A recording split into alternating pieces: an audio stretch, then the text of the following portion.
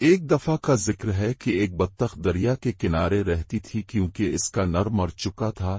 وہ بیچاری ہمیشہ بیمار رہتی تھی۔ ایک دن اس کی طبیعت زیادہ خراب ہو گئی تو وہ ڈاکٹر کے پاس گئی۔ ڈاکٹر نے اسے بتایا کہ تمہاری بیماری ایسی ہے کہ تم جلد مر جاؤ گی۔ اسے یہ سن کر صدمہ ہوا کیونکہ اس کے پاس ایک انڈا تھا۔ اسے ڈر لگا کہ اگر میں مر گئی تو اس انڈے کا کیا ہوگا جس کے خول سے جلد ہی بچہ نکلنے والا تھا، اور پھر اس بچے کو کون سنبھالے گا؟ لہذا وہ اپنے سب دوستوں کے پاس گئی جو جنگل میں رہتے تھے۔ اس نے اپنے دوستوں کو اپنی ساری کہانی سنائی لیکن انہوں نے مدد کرنے سے انکار کر دیا۔ بیچاری بطخ نے ان کی کافی منتیں کی کہ خدا کے لیے تم لوگ مرنے کے بعد میرے بچے کا خیال رکھنا، لیکن کسی نے اس کی بات نہ مانی۔ بیچاری بطخ بھی کیا کرتی، اس کے ذہن میں خیال آیا کہ کیوں نہ میں اپنے بھائی مرغے کے پاس جاؤں، وہ ضرور میری مدد کرے گا۔ لہذا وہ مرغے کے پاس گئی اور اسے سارا قصہ سنایا۔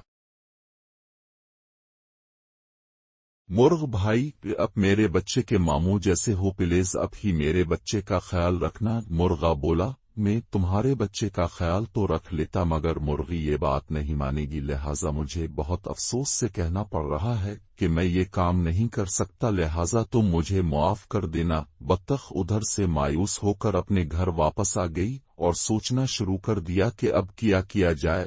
اچانک اس کے ذہن میں ایک ترکیب آئی اور اس نے موقع ڈھونڈ کر یہ کام انجام دے دیا اور خود جا کر ایک درخت کے کنارے بیٹھ گئی۔ اس کے بعد بطخ کی طبیعت اور بگڑ گئی اور ایسی بگڑی کہ موت ہو گئی۔ جب مرغی کے بچے انڈوں سے باہر نکلے تو ان میں ایک بطخ کا بچہ بھی تھا۔ مرغا تو سب جان گیا تھا لیکن اس نے مرغی کو بتانا مناسب نہ سمجھا۔ مرغی نے کافی شور شرابہ کیا اور بولی، میرے بچوں کے ساتھ بطخ کا بچہ نہیں رہے گا۔ مرغے نے اسے کافی سمجھایا لیکن مرغی نے اس کا کہنا نہیں مانا۔ مرغی نے اپنے بچوں کو منع کر دیا کہ بطخ کے بچے سے کسی کو بات نہیں کرنی ہے۔ سب نے مرغی کی بات مان لی لیکن دو چوزوں نے اپنی ماں کی بات نہ مانی اور جو وہ خود کھاتے اپنے ساتھ اس بطخ کے بچے کو بھی کھلاتے۔ مرغی کو بطخ کے بچے سے سخت نفرت تھی، وہ اسے دیکھنا بھی پسند نہیں کرتی تھی۔ ایک دن مرغی کے ذہن میں خیال آیا کہ ہم سب مل کر دریا کے کنارے سیر کو جائیں گے،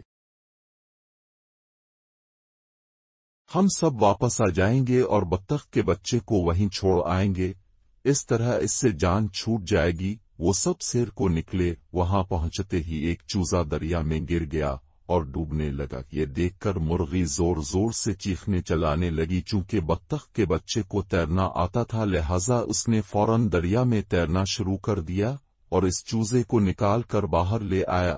مرغی نے جب یہ دیکھا تو اسے اپنے کیے پر کافی شرمندہ ہوئی اور اس نے بطخ کے بچے سے معافی مانگ کر اسے اپنا بیٹا بنا لیا۔ اس طرح وہ سب ہنسی خوشی رہنے لگے۔ دیکھا بچوں، کیسے بطخ کے بچے نے مرغی کے بچے کو بچایا اور کیسے اس کا بھلا ہوا، اسی لیے تو کہتے ہیں کہ کر بھلا ہو بھلا۔